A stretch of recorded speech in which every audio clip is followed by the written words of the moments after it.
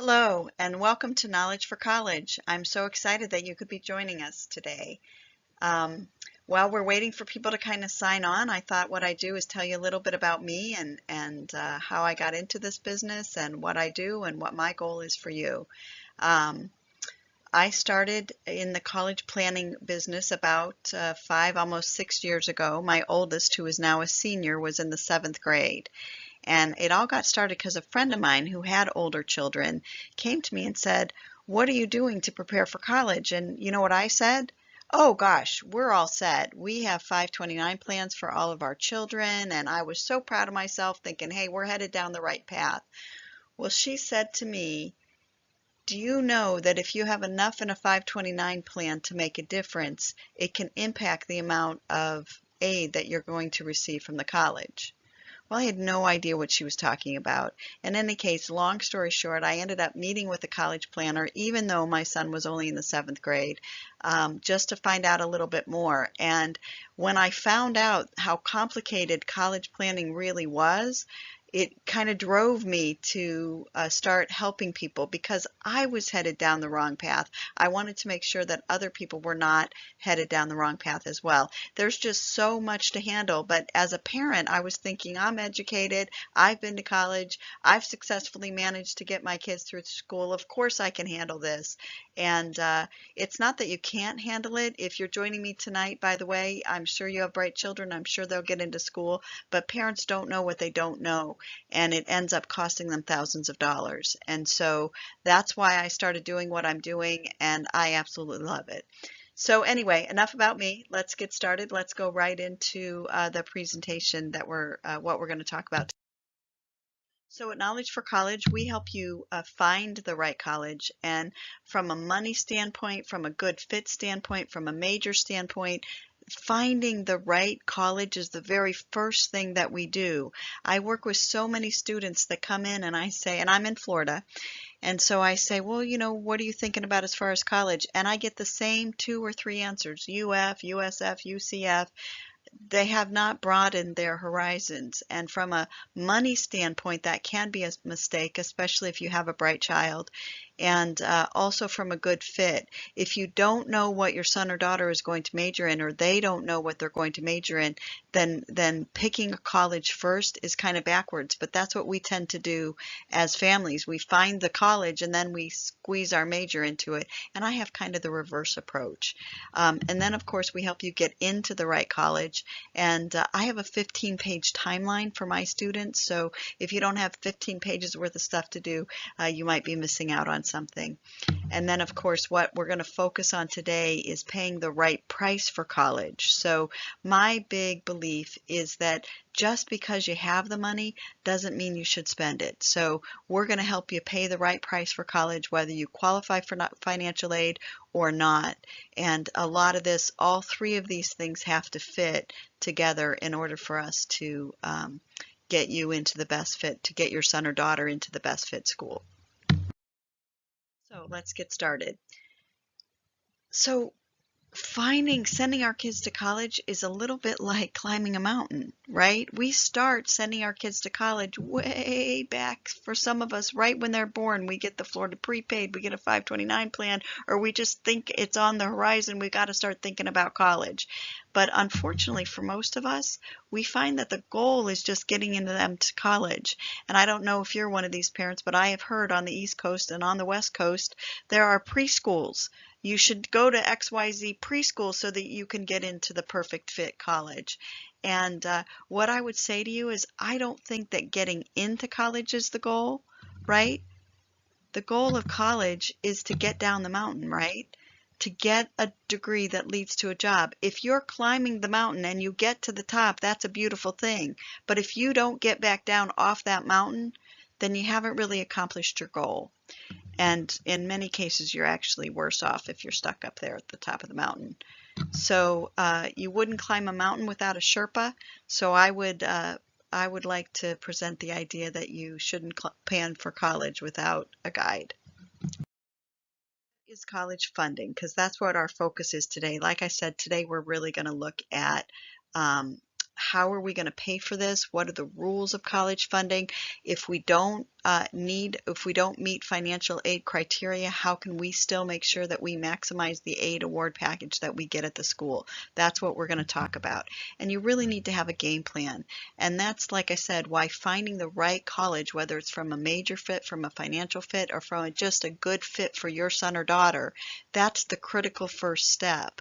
And you really need to have a game plan in order to do that.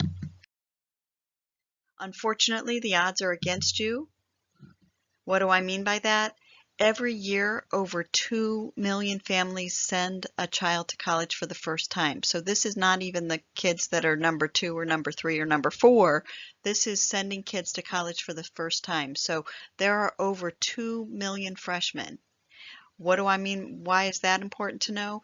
That means that there are over 200,000 high schools. So the reason that I bring this up is really that we tend to get very myopic in the way that we think about our children. And I'm not saying that we shouldn't. I'm not saying that their accomplishments don't count, but we have to really think a little outside of our little bubble. I remember when I first got to Clay County, Florida. I moved here from California, and I currently live in Clay County, Florida. And this young student that I was meeting with said, well, you know, I'll probably get some scholarships because I'm the #1 robotics champion in all of Clay County. And I remember thinking, 6 months ago, I didn't even know there was a Clay County, Florida, right? And so while I want to celebrate his accomplishments, and it is a great thing, there's actually a big robotics club here in the area, and that is a great thing to be a champion. But we have to put in perspective that there are 200,000 other robotics champions, and that's what we have to consider. Same thing if you have a star athlete. Let's go in that direction. Star athlete, that's fabulous, but if you want to play sports in college, there are certain steps you need to take. Not just, well, I made the national team, or I'm doing so well, or all my coaches say, or all the parents that I'm talking to give me compliments about my son or daughter because they're such a great soccer, football, track star, whatever the case may be. There's more work that goes into it. I'm not saying you can't play in college, but there's over 200,000 star football players. Why are they not all playing in college? That's because they didn't do the process right. Same thing, let's go take it one step further. There are 200,000 or more valedictorians. So again, I want us to celebrate our children's accomplishments because being a valedictorian in a large school like where my kids go to high school is a fabulous thing. And by the way, they're not the valedictorian, but we need to put it in perspective, and we need to have that understanding of how colleges are going to look at us and why we need to find the best fit college for our son or daughter. Out of those 2 million college students that get started, only 1 million will graduate. Do you know what it's called if you start college and don't finish? A waste of money. So again, that goes to finding the right major, that goes to finding the right college. And I would add, I'm not of the belief that every single person needs to go to college. I think there are a lot of great careers that can be financially rewarding that you don't need a college degree. You have to pursue them, but I'm not sure that college is the right fit for everybody, and that might be surprising from someone that is a college planner to say that. Of those million college graduates, most take, or at least half take 6 or more years. 6 or more years. So if you are financially savvy and you have planned for your son or daughter to get out of school in 4 years, you better make sure that the college that you have chosen has great graduation rates. And we're going to talk about that here because adding 2 more years to your son or daughter's college can be quite pricey, not only for them, but for you. And so what I often ask parents is, would you pay $100,000 or more for something that works only half the time and can take 6 or more years before you get a return on that investment? Many parents are doing that today, but it does not have to be you. So let's look at the cost of college and how it compares to other things. So 100 years ago, a stamp cost 2 cents. Now they're 49 cents. They might actually be a little bit more. I actually keep losing track of where they are. A gallon of gas costs 15 cents, And so that equals a 2,300% increase in the consumer price index over the last 100 years. So if we took that from a college perspective, let's look at Harvard. A 1 year's tuition at Harvard 100 years ago cost $150. So today, even at a 2,300% increase, Harvard should cost $3,500. But actually tuition at Harvard, which is not all the cost, but tuition at Harvard is over $45,000. That represents almost a $43,000% increase in tuition costs. When we talk about how much college has gone up, it's numbers like this that you have to understand. Now let's put this in a more recent category to where well, I'll count myself 20 years ago. I'm actually a little bit older than that, but 20 years ago, let's look at how much college has increased. So in the last 20 years, food has gone up 244%. I don't know about you, but I am horrified when I go to the grocery store and I have to buy a gallon of milk for $4. I'm tempted to tell my son, I don't care what your coach says, drink soda. Milk is expensive, soda is cheap. I don't know why that is. I don't really say that, but I feel like saying that. Medical costs, and we're not going to have a political conversation. We're not going to talk Obamacare, but in general, medical costs have gone up 601%. And that's an impressive increase. But look at the cost of college. 1,120% increase. 1,120%. Holy cow. I have parents come to me and say, you know what, Michelle, I'm not sure we need your services. Johnny's going to pay for it. I paid for my college. I worked. I went to school and I got through it. And so Johnny's going to make sure that he gets through it. And that is an admirable thought. I just don't know how it's done. Now, certainly if you go community college and you don't go to school full time, you can certainly make it happen. I'm not saying that you can't. I'm just saying that it is a lot more difficult than it was. College costs are, total cost of college is around $22,000 a year. So your son or daughter is going to have to work full time somewhere, make $22,000 a year, and somehow go to school full time. It's just difficult to do. And so that's why I do what I do. I want to make sure you're not overpaying for college. And I am a big believer that they participate in the cost of college, but please understand there's a good chance that you'll probably have to help.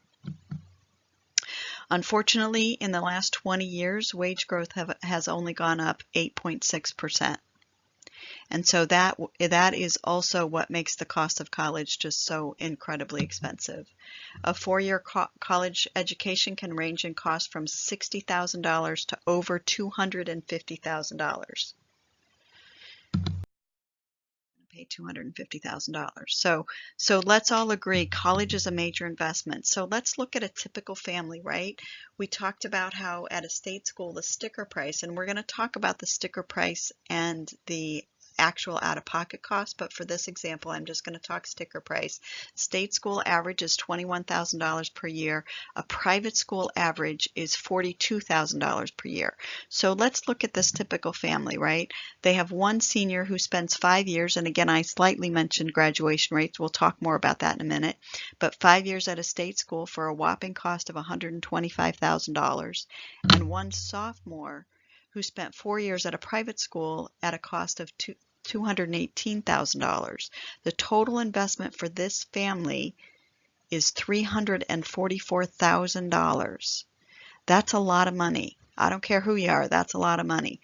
But what I like to point out to people, not to make it even a little bit more depressing, is what would that money have been worth if you had invested it instead of spending it on college?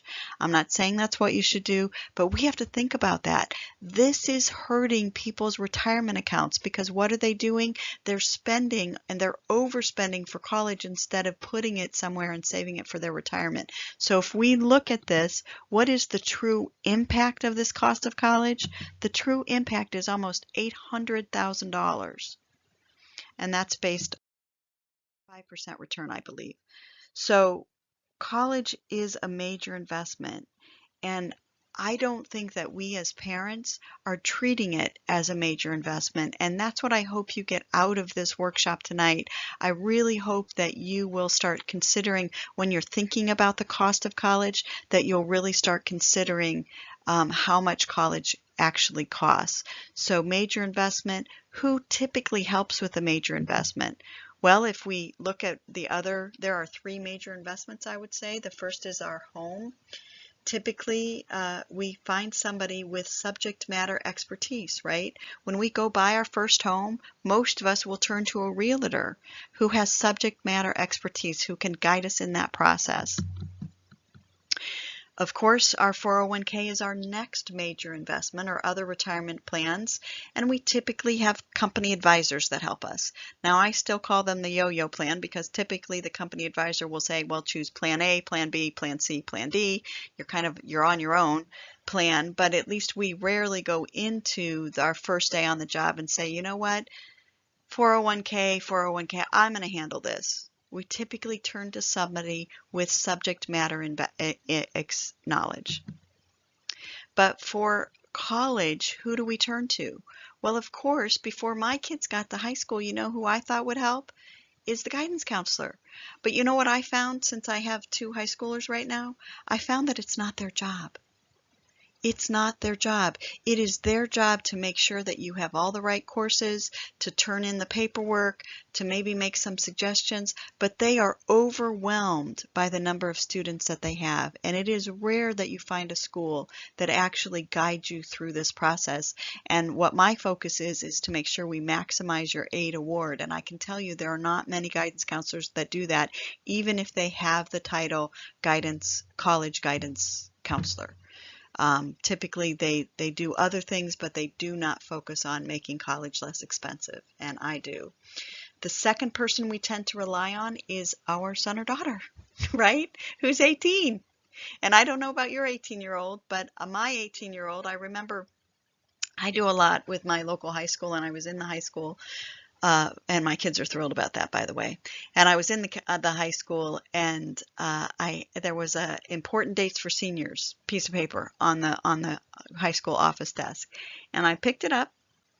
About half of those dates I'd already missed, and I said to the people in the office, I said, why is it that my fifth grader can get me information about what I need to do, but my senior, I've missed most of these dates? Now, he had taken care of some of them, but there were some things that I would have liked to have known about, like when to turn in his baby picture and fun stuff like that. So, but they typically will tell us, I've got it handled, and they don't have it handled. They don't know what they don't know. Again, it is rare that I find the 18-year-old who has everything they need to know about applying for school, all the deadlines and all of that. And then I have financial advisor, and I have a question mark by that. And I'll tell you that I think it is critical that you have a financial advisor that specializes in college funding. And by the way, selling you a 529 plan is not specializing in college funding. That's selling you a product. And I'll give you one quick example about this. I had some clients who were great savers, by the way, great savers, had no access to capital. But the way they had their money structured was going to make them not qualify for any financial aid. And so I said, you know what, I think we should look at this. I said, have your financial advisor call me, we'll work at this together, but here's the reason why I think that you should take this money and put it over here in this bucket. Anyway, long story short, they agreed. They went in to talk to their financial advisor. He did not choose to come talk to me. They said when they went in to talk to him, he said that's not how college funding works. He told them that since their daughter was a valedictorian and was bright, she was going to qualify for all kinds of merit aid, and they did not need to do it. So fast forward, this is when the FAFSA was due in January, and we'll talk about that in just a minute, but they turned in their paperwork. They had a $90,000 expected family contribution, and again, we'll talk about that in just a minute, but I got an email from my client saying, oh my gosh, Michelle, what are we going to do? We have a $90,000 expected family contribution. That means the government thinks they can pay $90,000 a year, and oh, by the way, her husband was getting ready to retire. And I thought to say check with your financial advisor, but I didn't say that. I said, well, come on in and we'll work and we'll try to work this out. Um, where they ended up going to school, what they ended up doing, I know that because we didn't move the money, they lost out on at least $20,000 a year. Um, I know that. I don't know that. I can't guarantee that, but I know that they could have gotten a much better aid package. She got $0. $0. She was the valedictorian of a large high school here in Clay County. She was the valedictorian and got $0. And it is heartbreaking to me, but it's because they didn't have their finances set up. And so, and they did have a 529 plan. So again, I repeat, selling you a 529 plan is not college planning. I also have some other clients who, again, are great savers. They have $20,000 in a 529 plan and zero access to other capital. When my financial advisors work with my clients, we have a plan for you to pay for college. Where is the money coming from?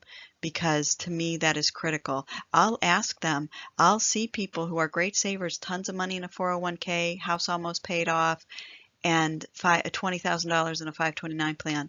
And I say, well, what has your advisor told you about paying for college? Where are you getting the money? Oh, I got this $20,000. That's great. That'll cover the first year. Where are you getting the money? I don't know. We haven't talked about it. Well, if you have a sophomore or junior in high school and you have not yet talked about how you're going to fund the next 4 years, the 4 years of college, I would suggest they might be doing you a little bit of a disservice. You need to make sure that they understand the rules of college funding and that you have a plan to pay for college. It's not enough to be a good saver. You need to have a plan so that we're efficient with our dollars. I want to talk to people all about being efficient with their dollars, but that's for another time. In any case, let's move on. So there are several ways we're going to get money. So there's merit-based aid, there's need-based financial aid, right? There's income, so cash flow, and there's savings and assets. So here are the ways, and then of course we also have to have loans. For some people, for most people actually, loans have to be a part of the equation. So where are we going to get the money? And we're going to talk about that in just a minute. The most important thing though, the most important contribution is a prepared student. First, you have to understand the process so you can maximize your eligibility, and that's what I'm going to talk to you about today. And then you need to learn strategies to minimize the impact of income and assets. And again, that's where your financial advisor comes in. And then, of course, we have to talk about loan options. I am not a fan of the PLUS loan, and we'll talk a little bit about that in a minute, but please don't ever take that out. You need to understand all of the hidden fees. There's a lot that people don't know, and they're just signing on the dotted line because it's easy. And I don't want that to be you. So the most important contribution, like I said, is a prepared student. So like I talked about before, I have a 15-page timeline, but here are some of the highlights. Of course, they have to get good grades. They have to volunteer, leadership positions. The caveat to leadership positions is I would rather have them do something that they enjoy rather than be a leader or a vice president or a treasurer of 16 different clubs, right? Targeted leadership positions, I would say. ACT and SAT prep. If you're not going to work with me because I include that in what I do, then make sure to do that. That is well worth the $500 or $600 that you're going to spend because that can mean extra money. I've got a resume a profile sample that I use, understand the admission process, and I've got a fabulous tool for a fabulous person that reviews the essays. So these are all critical in not only maximizing your merit aid, but making you a wanted student at the school, and that's what we want. We're going to save for college. I got to tell you, saving for college is hard, right? So we're saving as much as possible. The families that I talk to say, look, if we could save more, we would. And this is where being efficient with your dollars comes in. And I'm not going to spend a lot of time on that, but we need to be efficient with our dollars. My next favorite one is procrastination, right? We don't want to think about it. Oh my goodness, our son or daughter's in high school and our savings bucket is not where we thought it was be. Because you know what? Life happened. And so I'm not going to think about it today because it's not where I want it to be. I'll think about it tomorrow. Well, tomorrow is here. and we need to stop procrastinating and bring it out, bring it into the light, and let's see what we can do with it. All savings are good. Some savings are more efficient than others. And of course, life is busy. I get busy. I understand it. I have 3 kids, all in various after-school sporting activities, and my husband travels. People want to meet me at night, so I understand it, but this is difficult. If you don't work with me, then please pay attention to this. Find somebody with whom you trust that you can get together and start working on a plan to pay for college, because it's critical. There are no do-overs with money, and I'm going to say that a few times. Savings for college is confusing, and it is. Should we just pay cash? I have some people that can cash flow college. Woohoo, good for them. That is not very efficient in the way that we pay for college. It's certainly a way to pay for college. I mentioned a little bit earlier 529 plans. Again, some of the pros of 529 plans, those are state-sponsored plans, and your money grows tax-deferred.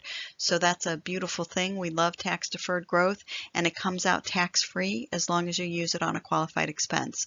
Kind of the downside is it can go backwards, which I understood this was a mutual fund when we opened our 529 plans, but for some reason it didn't occur to me that they could go backwards. But I had this plan in 2008, and guess what happened? It went backwards. So it also can impact your aid award. So like I said, there are some pros and cons to every vehicle.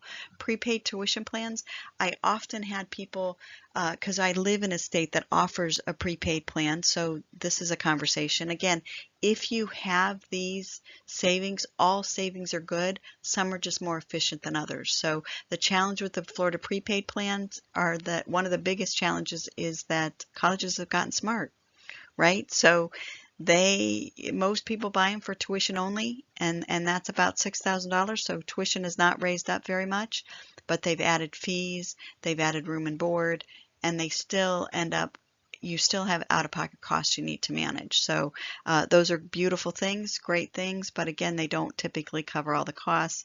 And believe me, the colleges know. And if you start it when your son or daughter is 4, or if you did, it was probably a good deal. They are just less of a good deal today. And it limits, if you have an athlete, let me give you my example. My daughter plays soccer, and she would love to play soccer in college. She is not a Florida State soccer level player. But if we had Florida prepaid plan, guess where she'd be going? Certainly a state school like that. So UGMA and UPMA, these are trusts that are typically set up. I would say they're often set up by grandma and grandpa. And if you have one, we will figure out a way to work it. But this impacts your aid greatly. So if you have the option, if somebody is saying, I'd like to set up a trust for your son or daughter, come talk to me first. There are better places to save it. Assets in a child's name weigh heavily on your aid award, and so we need to avoid that if we can. Again, all savings are good. I'd rather work with somebody that had one than have no savings at all. Just keep in mind, as I said earlier, there are no do-overs with money. There's just a lot to know, so just make sure that you're working with someone who understands the implications of all of these different options and any other options they would give to you. Managing the cost. So how do most people manage the cost? So let's talk about grants and scholarships, because there is some misinformation out there about scholarships. I go to several, as I said, I'm pretty active in my local high schools, and I go to several financial aid nights, and some people get up there and talk about how there is $1 billion, trillion, bazillion dollars left on the table every year. And if only people would apply more or apply themselves, there's money out there to be had. I will tell you that may be true, but it's not money that you can typically access. For most people, scholarships pay for 1 to 3% of college dollars. 1 to 3% of college dollars. You need to have that understanding, because I think when people hear, oh, there was $1 billion left on the table, we, as I would have thought, think, well, I'm motivated and my son or daughter is motivated, and we're just going to spend all our time applying for scholarships. The best scholarships you can apply for are the local scholarships. Those are the Knights of Columbus scholarship, the Chamber scholarships, the Rotary Club scholarships, whatever local scholarships. that are $500 to $2,500. Those are the most easy to get. Could you win the Nike scholarship? Sure, you could win the Nike scholarship. You could also win the lottery. So we just have to put scholarships in perspective. They're going to be between $500 and $2,500. That's the scholarship level that you'll likely get. The money is there if your son or daughter takes it as a part-time job.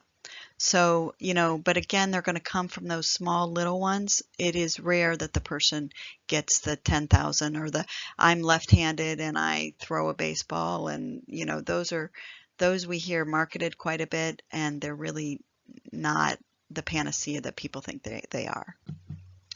So cash and savings and investments, we looked at that already. Most people have saved 1/2 the cost of attendance for 1 year. 1/2 the cost of attendance for 1 year. So if that's you, just know that you're not alone. And then borrowing sometimes, most of the time, has to be a part of the equation. So what we need to find out is where are we going to borrow from? Our home, 401k, credit cards. So I say credit cards, and people look at me like I have 3 heads. What kind of ding dong is going to give their college a credit card? That's not what they typically do, right? They write a check, send it to the college, but this is a family perhaps that has never carried a credit card balance. Now all of a sudden they're carrying a credit card balance. You know what that means?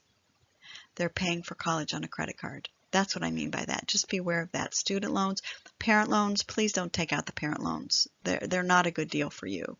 Brokerage accounts, signature loans. My favorite, of course, is a rich uncle. So if you're working with me and or one of my advisors, we're going to have a 4 or 5 year plan for you to pay for college. So you know ahead of time the path that you're going to go down, where the money's coming from. Because if you don't know that ahead of time, then what's going to happen is you're going to panic, and sometimes we end up making less efficient financial decisions. Because what are you going to do if your son or daughter junior year, you have no more money left? Where's that money coming from? You're not going to make them come home generally. That's like, I don't know if you watch the home improvement shows, but my daughter and I do. And 9 times out of 10, Property Brothers, they buy this house. Oh my gosh, there's termites. And it's going to be another $5,000. Well, what's the homeowner say? Oh, never mind, I'm not going to do it. No, they find $5,000, and that's what you're going to do if you have unexpected college expenses or if you run out halfway through. And the reason that people run out halfway through is this seems to be the attitude. Shoo, we've got the first year covered, or maybe the first year and half the second year, and we'll worry about the rest later. We can't worry about the rest tomorrow or later or when it comes. Money does not typically magically appear. Again, perhaps you could win the lottery, but that's not typically what happens. But mentally, we think of money in the today value. Oh, shoo, we have money in the checking account today, and that's all I'm going to worry about. I have money to pay for college today, and that's all I'm going to worry about. And I would suggest to you that is an inefficient way to pay for college. So again, whether you're working with me or working with somebody else or figuring this out on your own, please make sure you can, before you sign on the dotted line, make sure you know how you're going to pay for that full 4 years. Other financial aid. So this is my most depressing slide, right? Where it says federal loans, right here where it says federal loans, 45.6%, every year this piece of the pie gets bigger. And it's very depressing to me. This includes not only student loans, but Parent Plus loans. But let's look at student loans for a little while, and I want you to really consider something. So let's say your son or daughter gets a degree, has a job, has met their significant other, that things are going very, very well for them. Things are getting serious with the significant other, and because your son or daughter is an upstanding person, they sit down with the significant other and they say, before we go any further, I just want to let you know that I have $50,000 in student loan debt, and I just want to come clean and let you know about that. And you know what the significant other says? That's okay, right? I have $40,000 in student loan debt. So I want you to think about this in your own relationship. I don't know about you, but when my husband and I got married, we were kind of at the zero line, right? The zero financial line. All right, he might have been a little above the zero line and I might have been a little below, but we weren't $50,000 or $90,000 below the zero line. What is the only thing we ever truly disagree about? Money. Money. And we started at the zero line. Can you imagine the stress on this marriage if you start $90,000 below the zero line? Can you imagine that stress that comes into a marriage? Can they buy a house? What happens when they start having children? This is a real issue. Now, I'm not saying students should take zero loans, but we have to help them manage this loan debt and make sure that they understand the implications, because most of the time when they get married, they're going to double their debt. And I want to make sure before they go down that path, again, no do-overs with money. So please just double check that. So let's go to the next slide, which is a little. So what I work with families on, institutional grants. 16.8% of the money for college comes from institutional grants.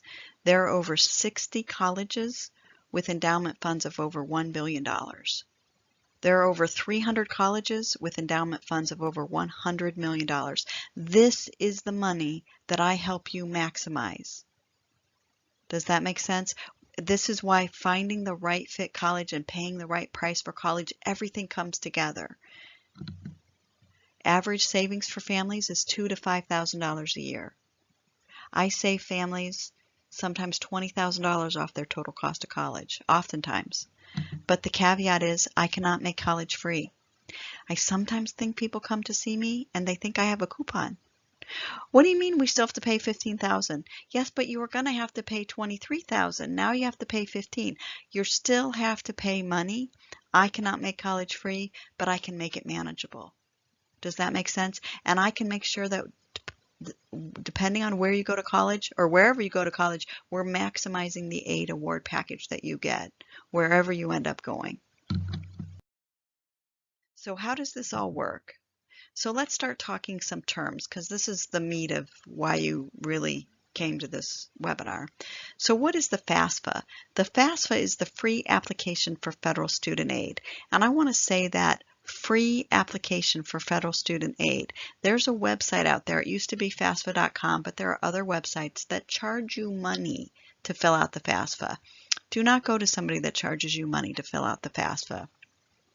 It is free, and you can do it on your own. I always review it for my clients, but there's never a fee to fill it out. If you have somebody fill it out for you, you increase your odds of getting audited. So again, I'll review it with you, make sure that what I think your expected family contribution should be is also what it says on the FAFSA.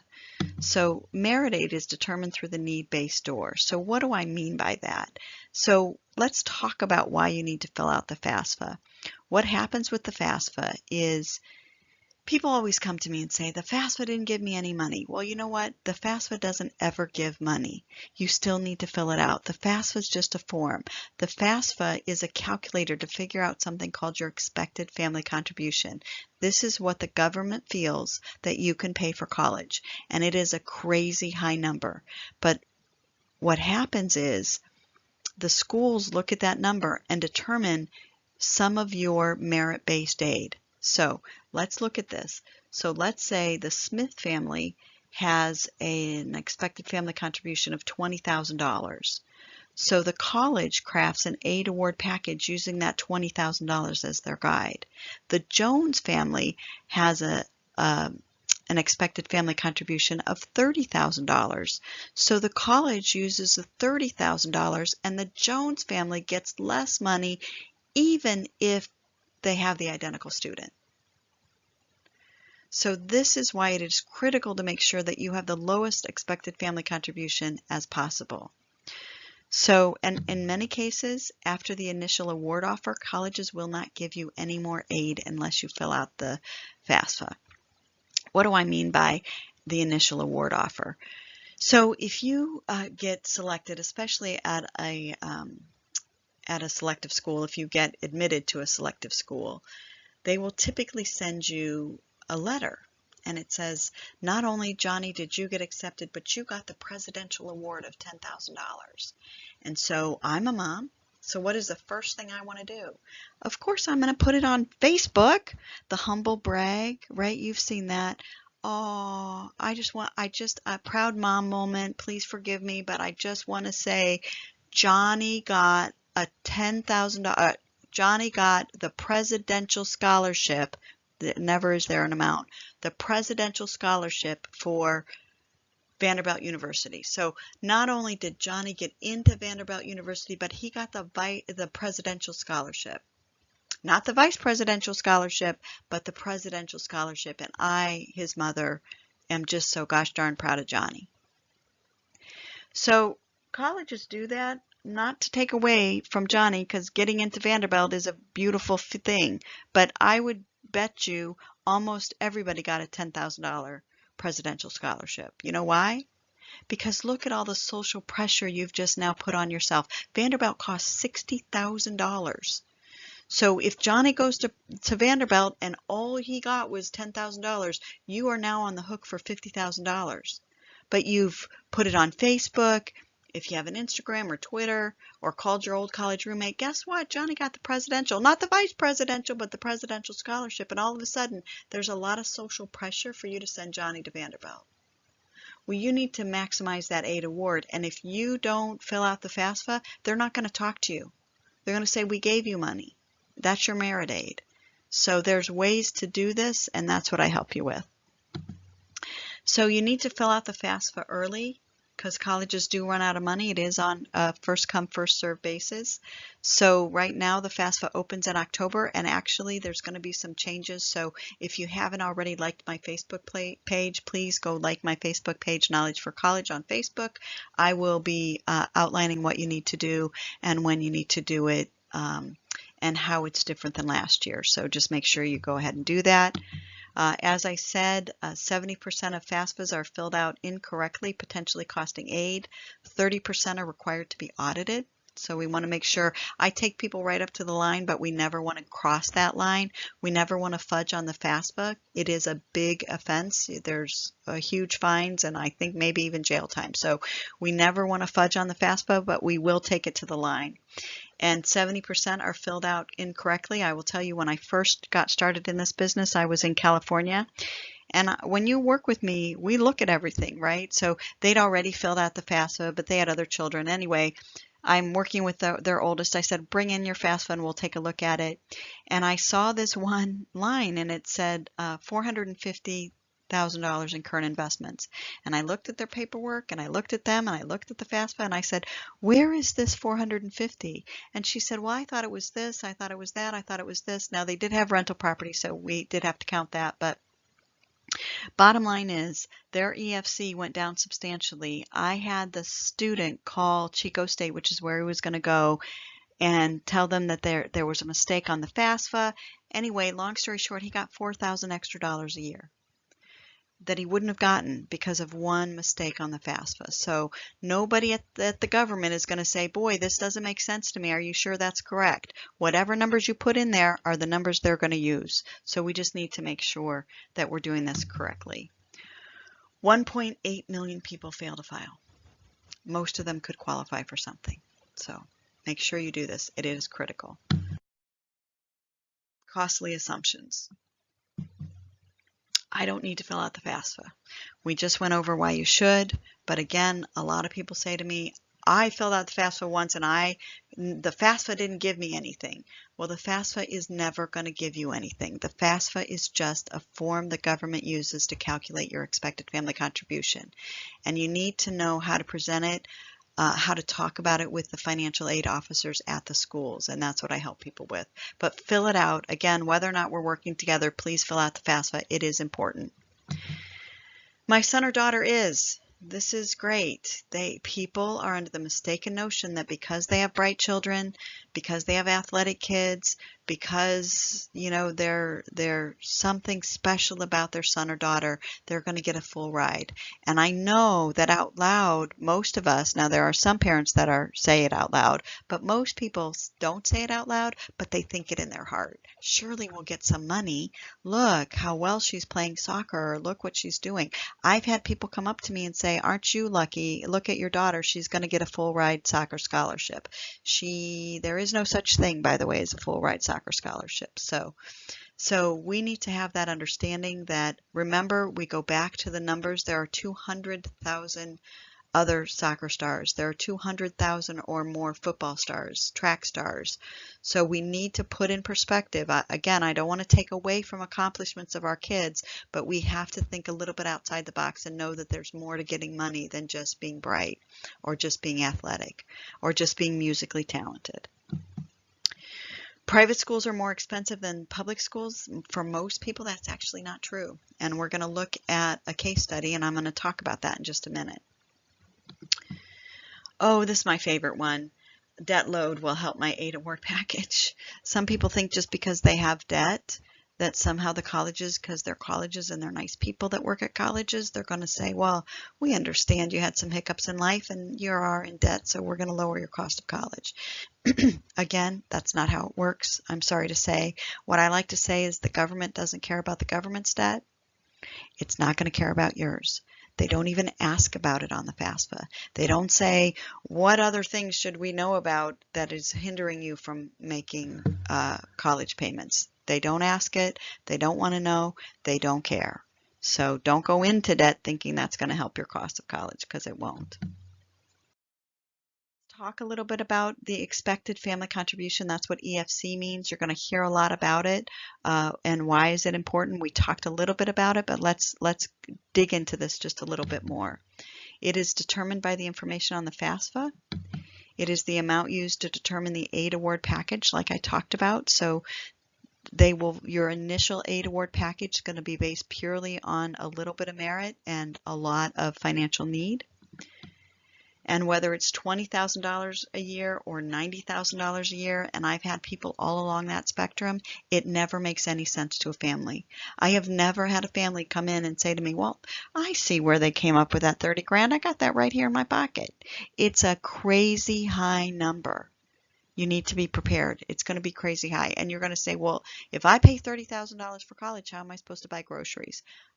I don't really know, but that's again why college selection is critical and understanding how to work the system. That I don't know a nicer way to say it, but you have to understand how to work the system, and that's what I help people do.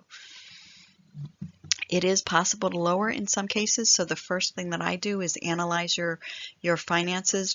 I just take a 10,000-foot view of everything, and we talk about here's the impact of having your money where it is. I'll give you one example. I mentioned this a little bit when we talked about the trust accounts. Student assets weigh more heavily on the expected family contribution than do parent assets. So let's say Johnny has $40,000 in an account of his own. I would recommend we put that into mom and dad's account, because if you leave that in Johnny's account, it's going to add about $10,000 a year to your expected family contribution. Not exactly, but about $10,000. And I say that because it's easy math for me. So if your expected family contribution was 20, it is now 30, just because of where you have that particular bucket of money. So it is things like that we talk about, and I talk to you about the impact of this. And I don't really do any financial planning anymore, but I have a team of financial advisors that understand college and will really help you create a financial plan to pay for college as efficiently as possible. So what is the criteria used? Parent income, parent assets, student income, student assets, number in household, I don't know why that's squawker-jawed, and number in college, and believe it or not, age of the parents. So I have a 5th grader, yay me! So it's going to come into play when my youngest goes to college. So anyway, so they ask for like 100 pieces of information. This is what they're looking at.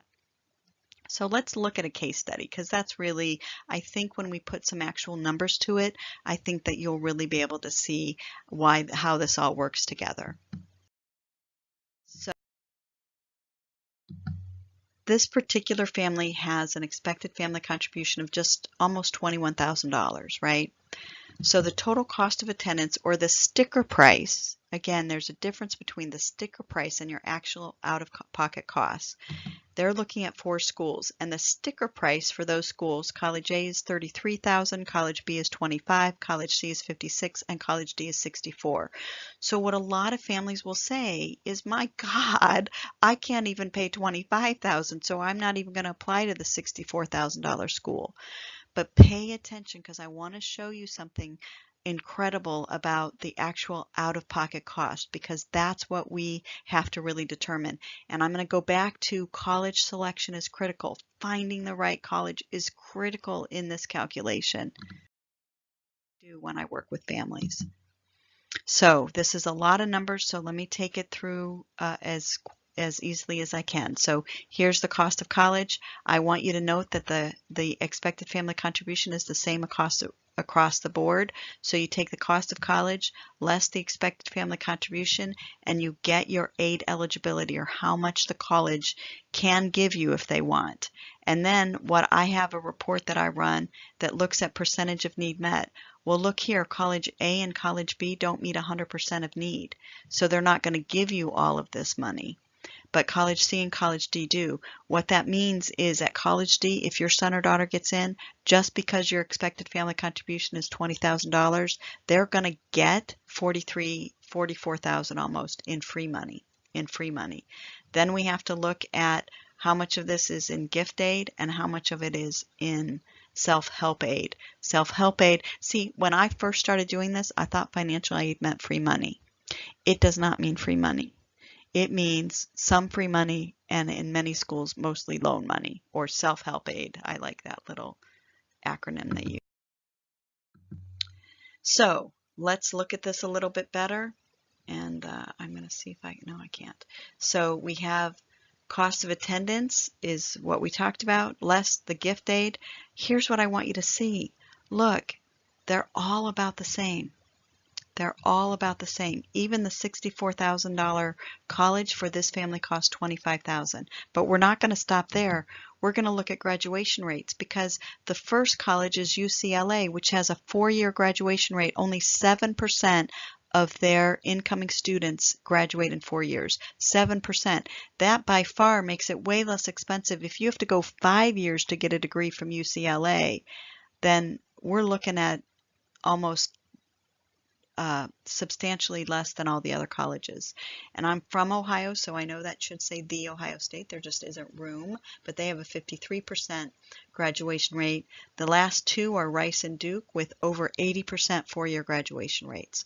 So my rule of thumb is, if you want to go to a college, like here in Florida, and I don't mean to pick on this school, but UCF, University of Central Florida, has a 38% 4-year graduation rate.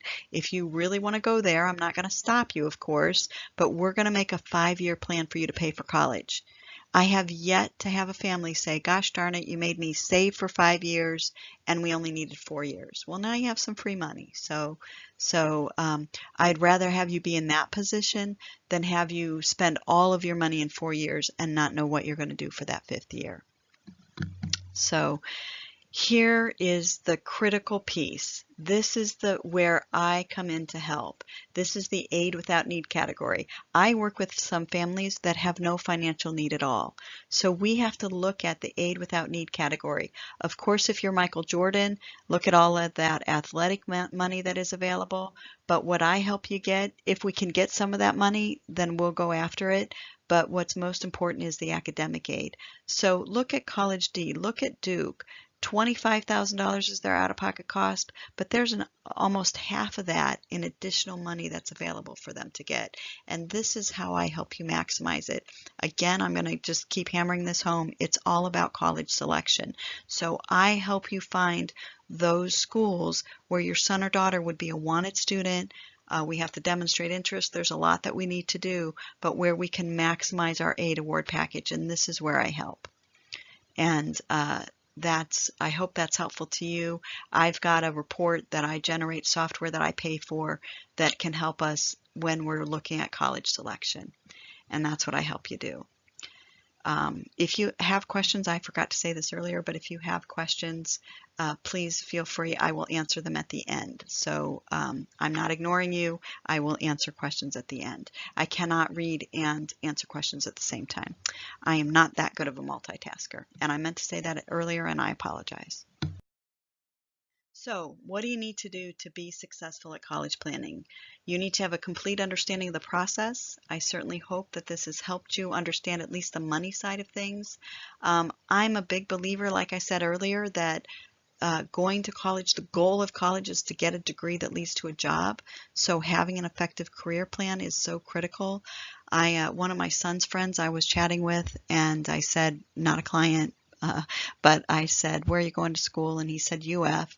I said, that's great. What are you going to major in? Oh, I don't know. I'll figure it out when I get there. Lots of people have that attitude. It's not an attitude that I support. I just think college for most families is too expensive to spend a year trying to figure it out. And what happens if you're at that school and you want, let's say, nursing, and they don't offer nursing?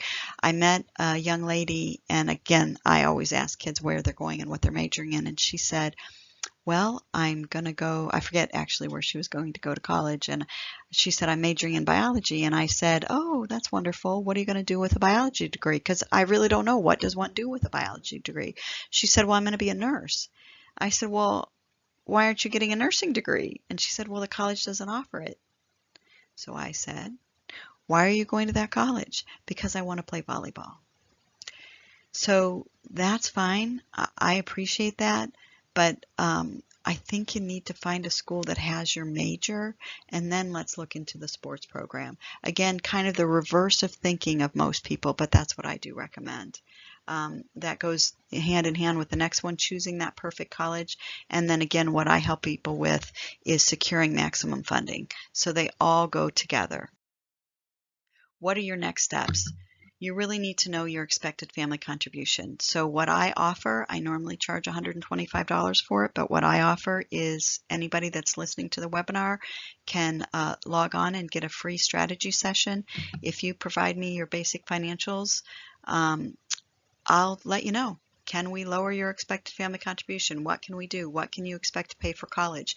Armed with this information, you'll be able to tell whether or not the FAFSA is correct and where you fit, and perhaps you can answer, I will answer any questions that you have that are generated from this particular webinar.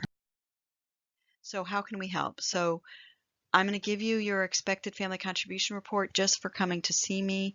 I have looked online. I have done some research. I've had people call around. Generally, people charge $150 for it. That is free of charge to you. Again, you provide me some basic financials, and you need to help you understand your cost of college, and we make sure that you understand your expected family contribution and what that means as far as college selection. I will also do a FAFSA or CSS profile review. Again, I talked earlier about I don't actually fill them out for you, but we can fill them out. You can fill them out and bring them in before you submit them, so we can make sure all your I's are dotted and your T's are crossed. Again, the value of that is $300. That is part of my service. I talked a little bit before about I have a 15-page timeline, so that I give to students when they come in. I like starting working with students second semester of freshman year. Most people come to me at junior year. It does not lessen the number of steps we have to take. So the sooner we get started, the better. And it's one fee no matter what, so start early. You might as well take advantage of me as long as you can. College, major, career, I have a fabulous, fabulous assessment tool. What I love about this tool, and I looked for a long time to find the right tool for this, what I love about this particular tool is that you play these brain games and it looks at aptitudes, and then there's an interest survey. Most of these tools look at interest and very self-reported. This actually looks at aptitudes and says people with your aptitudes and interests tend to do well in these 30 careers, and it gives you all kinds of information about how much in the future the percentage of jobs will be created in the future with this particular major, what the income is, a day in the life. It gives you tons of great information. It's a fabulous tool. and you'll have access to that. A student binder that I give you. So if you're not sure what questions to ask during your college tour, you can easily refer to your student binder, and they can get some questions. Student guidance. So I have looked at this and looked at this, and if you go outside on your own, on average, you're going to pay about $4,000, sometimes more. I actually researched one company that charged $20,000. And I thought to myself, well, my God, A, I'm not charging enough, and B, $20,000. Does she come to your home? Does she go on college visits with you? I'm really not sure, but if she can generate that kind of money, then more power to her, but I don't charge that. But on average, most college counselors charge $4,000 or more, and frankly, they don't provide everything that I provide. Reminders to students. Again, I'm not mom. My student coaches are not mom, so we tend to be able to do a little bit better in the reminding, and we're not quite as annoying as mom. And my own kids are annoyed by me, but other people's aren't. We talked about good grades being important, so I have a great, again, online tool, SAT, ACT, AP, and of course test prep. Again, you could go outside and pay $500. That is included in my service. Colleges like good grades, and it typically means money. Essay and application review, I do that as a matter of course. I've got a fabulous company that reviews my essays. They do a fabulous job. And quarterly group discussion calls. So every quarter I think of a topic. Like in January we do goal setting, and so a little off topic for college, but things that I think are important. We might do this summer. I think I'm going to have one here coming up on going college visit, how to do a great college tour. How else do we help? This is kind of the keys to the kingdom, if you will. Aid, award letter evaluation, and appeals assistance. This appeal has to come from your son or daughter, and most of the time they don't know what to say, so I coach them with that. We have a spreadsheet. We look at if you've applied to 3 to 5 colleges, which I recommend, not 18, although some people do. Let's say 4 or 5 colleges, we put them all in a spreadsheet, we compare them, and I tell you how to go back and get more money. And again, on average, I say families between $8,000 and $20,000. I have several reports, a college cost comparison report, which is much like the case study that we went through, only it's your financials and your college choices that we put in there, and then we review it. Detailed college summary, what if analysis, all kinds of things. A members only website's not quite done, but this is going to be a resource for parents that can get on, and students can get on. So if you go visit Florida State, for example, you can go see the reviews of other students with whom we're working, or you go visit Duke, what are the reviews there, what are some awards that they've gotten, that sort of thing. So all of that's going to be part of this.